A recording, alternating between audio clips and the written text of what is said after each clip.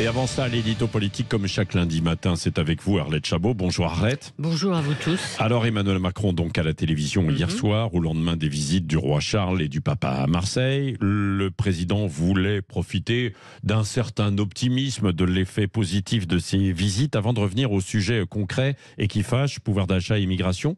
Est-ce qu'il a réussi ou pas ? Alors, la France est au rendez-vous. Soyez fiers, a-t-il dit aux Français au début de son intervention. C'est vrai qu'il voulait diffuser, un message d'optimisme. Évidemment, seulement, petit problème, contraste, car l'interview et le contenu des annonces du président de la République soulignaient plutôt les incertitudes, les défaites, les reculs du gouvernement ou du président lui-même. Si on prend point par point et chapitre par chapitre, le président de la République, sur le pouvoir d'achat et le prix des carburants, a bien enterré la proposition de vente à perte annoncée solennellement par la Première ministre il y a tout juste une semaine. Donc, nouvel objectif du chef de l'État, obtenir des acteurs de toute la filière des ventes à prix coûtant. On verra si cette proposition, cette fois, est acceptée ou pas.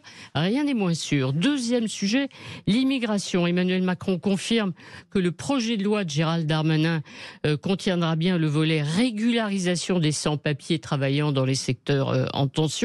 Il compte sur la sagesse des élus républicains pour voter ce dispositif. Hier soir déjà, Éric Ciotti disait qu'il n'en est pas question.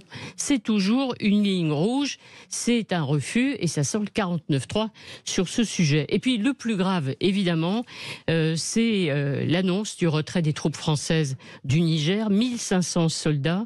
Le retour aussi de l'ambassadeur coincé dans son ambassade. C'est un otage, avait dit le président de la République il y a quelques jours.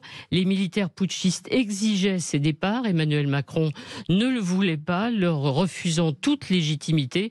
Il a perdu le bras de fer et la France va devoir discuter avec justement les putschistes pour organiser ces départs. C'est un coup terrible, bien entendu, pour la France. Réduction de son influence en Afrique après le retrait des Français du Mali et du Burkina Faso. Est-ce qu'il a eu raison de parler hier soir, sachant qu'aujourd'hui, il doit présenter le plan de planification écologique? Alors, c'était sans doute pas le moment. Le format, en tout cas, était trop court pour traiter autant de sujets de fond. Parfois, un président de la République devrait savoir ne pas parler ou accepter de ne pas parler. C'est difficile pour Emmanuel Macron, d'autant que, effectivement, aujourd'hui, il y a un grand discours qui est prévu, très important, sur ce grand défi du 21e siècle, et effectivement, la transition écologique. Le président veut une ambition française et une transition à la française, donc ambition très haute. On verra le contenu, on est un peu sceptique. Oui, on va en parler dans un instant, et Jean-Jacques Bourdin aussi questionnera à la fois sur ce sujet et sur bien d'autres, notamment aussi les élections sénatoriales. Franck Riester, le ministre en charge des relations avec le Parlement, tout à l'heure à 8h30.